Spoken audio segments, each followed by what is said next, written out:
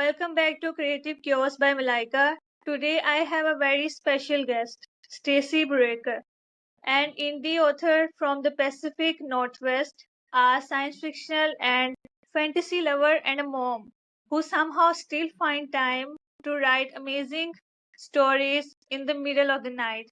Today we will talk about her journey in the publishing, creativity, and realities of being a writer. So first of all, I will welcome her because she's already looking very great. So first of all, can you tell me how would you describe yourself? How would you introduce yourself beyond the official bio of yours? Well, I basically, you've already described, live in the Pacific Northwest. I am a bit of an introvert, a little bit, I guess. I love board games as well, and sometimes play video games too. Although, when time permits, there's not a lot of time for that. But yeah, that's pretty much how else I'd describe other than the bio. How writing entered in your life? Like, what was your first memory of wanting to write? I think my first memory was sixth grade. I think that was when we were first given an assignment to write whatever we want. And I absolutely loved that. I think, if I recall, the story was about a girl that found her magical grandmother's necklace or something when I was in sixth grade. I loved doing it, and ever since then, I just basically was really interested in writing. And I wrote my first novel when I was 17. That's completely matched with me because I also write my first novel at 17. Fictional is love. So, what made you fall in love with a science fictional and fantasy specifically? Like, I would ask this. Because with sci-fi and like any good story is going to suck you in, basically. But with sci-fi and fantasy, it's basically if you can dream it, you can do it. Like anything is possible, and I think that's what I really love about the sci-fi and fantasy genre, is it's just the stories can be so spectacular, essentially. So that's what I really love about those genres, basically. Okay, so aside from this, how do you balance motherhood, working, plus writing? Coffee. A lot of coffee. Not a lot of sleep sometimes, but a lot of coffee. With motherhood, it's basically, luckily I have a job where I can work from home. So both of the kiddos can stay at home with me and my husband. We kind of divide the kids during the day. Work, is incredibly flexible. If I need to take an hour or so off with the kids, then I can always work a little later. Writing, I tend to do when they go down for the night, and try to squeeze in a few or hopefully 2 to 3 hours of writing then, basically. Okay, so the next question is actually very, very, very great. Like, it's really great. Like, managing all of these things at the same time. Are mother of the kids. So, I would ask you, what's the funniest thing your kids have interrupted while you were writing? Any story, any part you can share? Actually, that my youngest was fussing.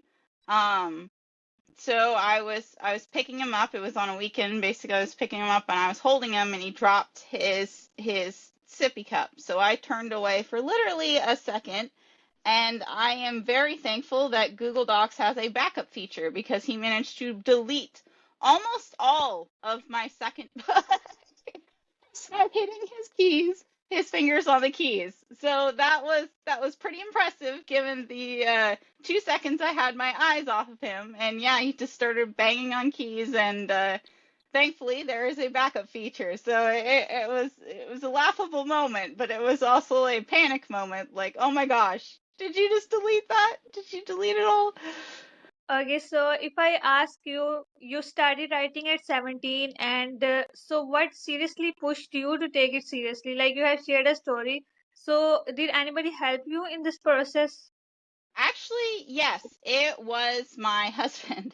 I never really let anybody read my stories. I was just kind of writing for myself. And he realized basically, I think it was when we were still sharing an office during COVID, that I wrote in my spare time. So he asked if he could read it, and I was a little reluctant, but I gave it to him, and he really liked it. And then he shared it with my father-in-law, who really liked it, and my aunt-in-law, who really liked it. And then I shared it kind of with my sister and my friends. And after enough people said that they liked it, I was like, okay, like he's like, you should try to publish this. And so that's kind of what I was like, all right, I'll give it a shot. Let's see how this goes. That's really nice. Okay, so if I ask you, what was the first story you ever wrote, and is it still sitting in a folder somewhere, like you will sometimes sneak into it? It is in a folder, yes. I have rarely looked at it. I've even had my husband ask if he could read it, which I am absolutely against. Because, I mean, your first story, you never think it's going back. I'm like, I would fix so many things. I'm like, I don't know. I don't know if I'd ever let him actually read it. But yes, I still have it printed off in a binder, basically on my shelf. Um, and I don't know. Maybe if I get brave enough, I'll let him read it at some point. Okay, so what inspired the worlds behind you build? Like you wrote fictional, so you know, like there's a whole world you create of fantasy, of magic. So what inspired the world you build? Like it's some kind of series you watch and then you write according to that, or it's just something that came in your mind and you just write that. So basically, what inspired the first thing that I thought of was the characters, and what inspired that basically, one of my main characters, Arden, was kind of a flip on the wise old mentor that you've heard. What pops in my head is Star Wars, basically, like Obi-Wan and things like that. He's kind of a reversal to that in the fact that he is kind of older, but he's a much younger person, and he doesn't know everything, he just pays attention. Same thing with Kai, my other main character. It was I I I had read several books where like the chosen one was all powerful, and I really liked the stories with that, but I kind of wanted a character that, wasn't all powerful, just basically tries their hardest, and it's because of that that they actually achieve, amazing things, essentially. So those were the two characters, were the ones that came first. The world building, heavily inspired by Tolkien, of course. One of the human worlds, Helia, actually was inspired by, as I mentioned, Star Wars, like Tatooine. That's what I was kind of thinking of when I was trying to write that. So I definitely did pull from other places for building the book, basically for inspiration. Okay, so if I ask you, do you start with the character first or you create your world first? Like there is always a confusion between the authors that should we create the characters first, should we make them happen, or should we create the whole plot, the whole world? So how would you do first, like with the characters or with the plot, the world? Absolutely with the characters, because that, I mean, with me at least, is what interests me the most. Like the world is awesome, and I love creating it as well, but the characters, their individual stories, their personalities, things like that, that's always been what interests me the most. So I tend to start with the characters definitely first, and making sure they're fully fleshed out, and then kind of building the world around them, essentially. Yes, of course, in fictional, like it's become a complex thing to manage every character, every story. So, if I ask you, how do you come up with the complex plot? Like while managing real life chaos, like you are handling so much thing at the same time and you are managing the complex plot. So, it's not it sometimes like in your mind you feel like I'm doing too much or I'm doing too great. Well, I think with me it helps that it's kind of broken up, like into sections, and I writing is kind of my relaxing period at night and things like that. For complex plot, I absolutely I love tying things together. I love leaving little breadcrumbs, and that's basically for this book, for the part of the trilogy. This was the first trilogy I ever tried to write.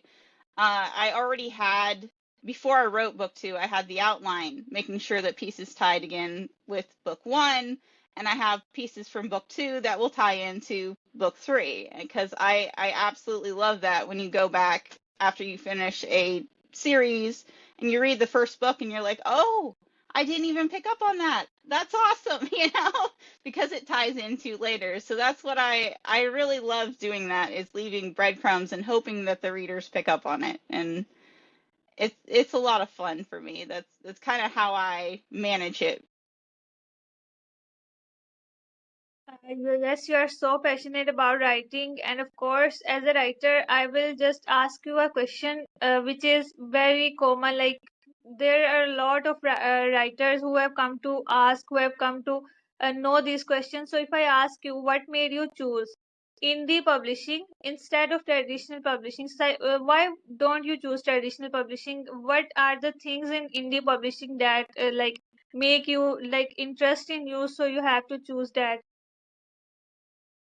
I really like having a say in every aspect, basically, of the book. Like the cover of my book, I have heard both sides of it. Some people in indie publishing is like, oh yeah, I had complete say. Some people are like, no, are in traditional publishing, and they're like, no, I kind of got a little bit of a word in it, but I didn't really get to pick it. Whereas with indie, I worked one-on-one with my cover designer George, and basically, this is what I'm looking for. Can you create this kind of thing? And I really love that aspect of it, is designing it exactly how I saw in my head, and not just kind of like with traditional publishing. It's like, well, these, according to our stats, is what would sell best. I like personalizing it to me, I guess, is with indie publishing. For me, freedom is also very important in your book writing. Like, I really want freedom in my writing because that's what we write for. Yeah, Ask you, what was exactly. the hardest? Exactly. That's I totally agree. So if I ask you, what was the hardest part of publishing your first book? Like, of course, you are an indie author and we have to manage everything. So there must be some hardest part, like, so you can share with me. So for me, I was basically brand new to AI. I hadn't really heard of it. Until basically I was starting to publish the book. That was the first time I had actually heard about it. And I kind of got a little bit burned by one of my first cover artists, because it was just AI images that were pieced together. And I was like, that was my first experience with it. So it was kind of having to learn about AI as I'm trying to get this book published, basically. So it was definitely a learning process for me. With my current cover artist, like, he has never hesitated to send me sketches or like videos or anything like that. And even with, like, now with the editors and things like that I work with, I always make sure to check, like, hey, don't use AI, because I do not support that. I know there are several people in the writing community that don't too. So it's like, that's just with my personal preference. Just don't do that. It was definitely a learning curve as to what AI was, and I would recommend people look into that or ask other artists and things like that if they think it could be AI and stuff like that, because I know I was new to it. Actually, I also hate these things about AI. Like, if we like scroll into the Amazon, we will see a lot of writers with AI generated cover. Like, it will be a kind of like disappointment for the artist who create their art. So for me, it is also I for me AI is also a bad thing, because Yeah. there are things which are good as well, but sometimes it's like disappointed especially for the book covers. Oh yeah. And That's kind of what I wanted, a specific vision, and I wanted to find an artist that could draw it, kind of, not on a computer and things like that. So that was definitely the hardest part for me, was finding those two things. Okay, so if from your experience, with your experience, if you could tell a new writer one honest truth about self-publishing, about indie publishing, so what would it be? That's the success that you see others post about, possibly on threads and stuff, was a long time coming.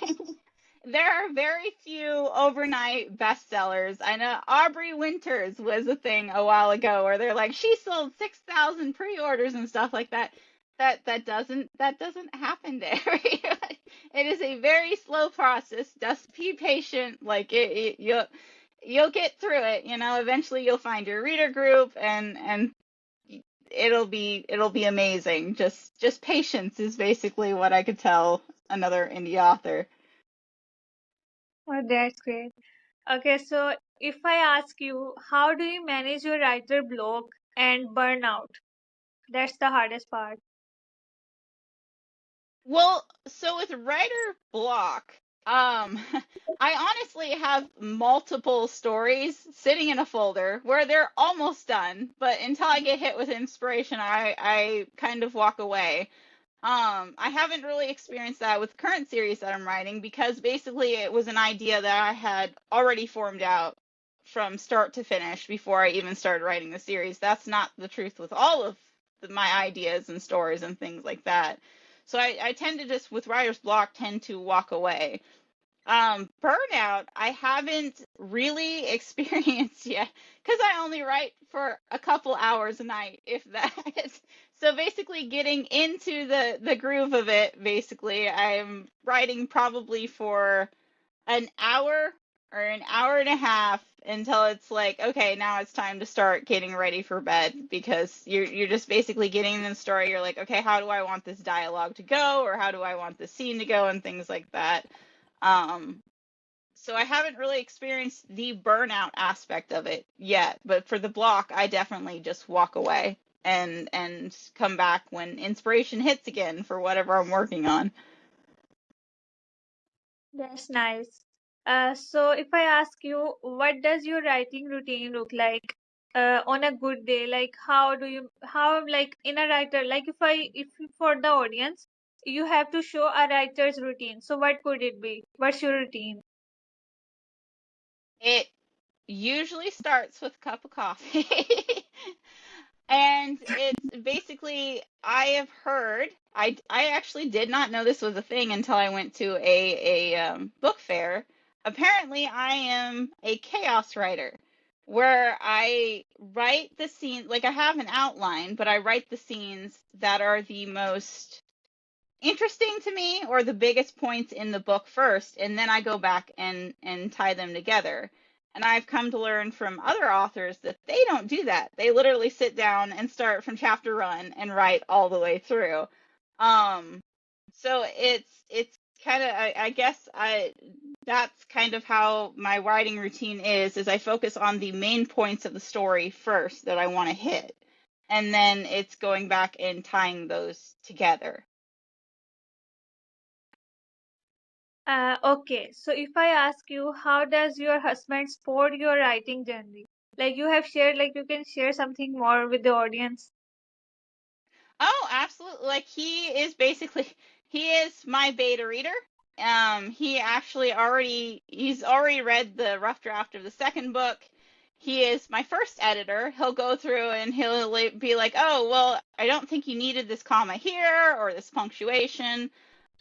We each have a night of the week where, usually, like, one night of the week, I will watch the kids so he can play video games.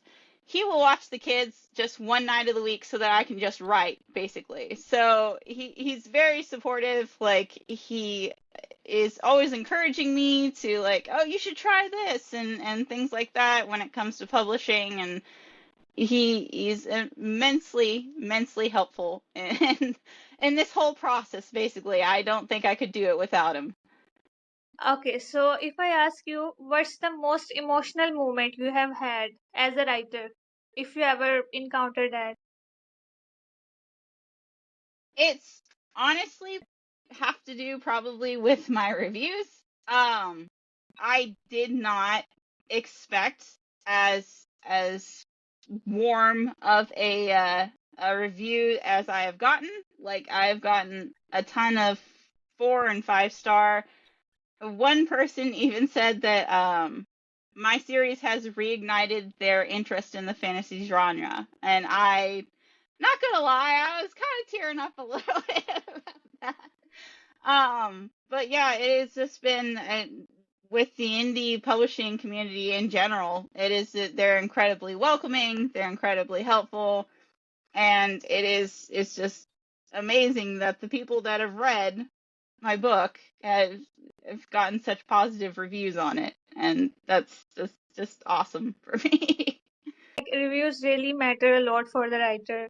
I can feel that, I can know by myself. When someone review my book, I also feel like very great because reviews matter a lot. Yeah. Oh, Okay, so absolutely. now Okay, so now we will go to the fun segment where will be the quick fire questions. I will ask you and you will just answer in a single word. Okay, sounds good. Favorite science fictional movie? Red Planet. Okay, favorite fantasy book? Howl's Moving Castle. One fictional world you will live in. Oh, one fictional world I will live in. Um, I always thought Pandora was cool from Avatar. Okay, so I don't think I have to ask this because I know the answer, but you can tell me coffee or tea while writing. Coffee. Absolutely. Are you an outline person or a chaotic writer? It seems as though I'm a bit of both. Definitely chaotic writer though, but I start with an outline. Okay, okay, so now we will do this or that. I will give you the two words and you will select one of that, this or that, okay? Okay. Dragons or aliens? Dragons. Slow burn or fast paced? Slow burn. Kindle or physical books? I really don't mind the Kindle. I like having them all at my hand, basically all of my books. Write at night or morning? Definitely night. Yeah. Okay, so now we will go to the closing. There are few questions. Where can people find your books if you want to share with the audience? They are currently listed on Amazon. I also have over the holidays, my debut novel is free to download on BookFunnel. Um, I do not know if I put that link on my website, but I can totally do that because yeah, I've been letting people on Threads know they're free to download basically over the holidays right now. That's nice. So what are you working on next? Your next project, your next book you're excited for? So I already have the rough draft of part 2 of the trilogy done. From the debut that I released was part 1. I already have book 2 done. I am currently writing book 3. I'm hoping for book 2 to come out summer of next year. It's just basically the editing process and all the other things involved in it. But I'm currently writing book 3, so because I've had a few questions with a trilogy. They're like, but will it be done anytime soon? I'm like, yes, my goal is to release about one a year. Hopefully, I can keep on that timetable. That's great. Okay, so what message you want to leave for writers listening to you? What you want to say to them? Well, basically, I didn't think really that my stories were good enough to publish, and I was encouraged by my amazing husband and family to give it a shot. I know a lot of authors out there aren't sure if they are, and I would say don't doubt yourself. Like, give it a shot. Like, you might be surprised because I certainly was. So, don't doubt yourself. Reach out to other authors if you want somebody to read it or peer review it and things like that, and just give it a shot. Okay, so thank you so much. It was a really, really great discussion. Like, I really love to talk with you. You are really nice. Uh, so Oh, we will thank end the you podcast. too. Okay, so this is the end of the podcast. Thank you so much for listening to Creative Chaos by Malaika. If this episode resonate with you, share with your friends and do read her books. Thank you so much. Bye bye.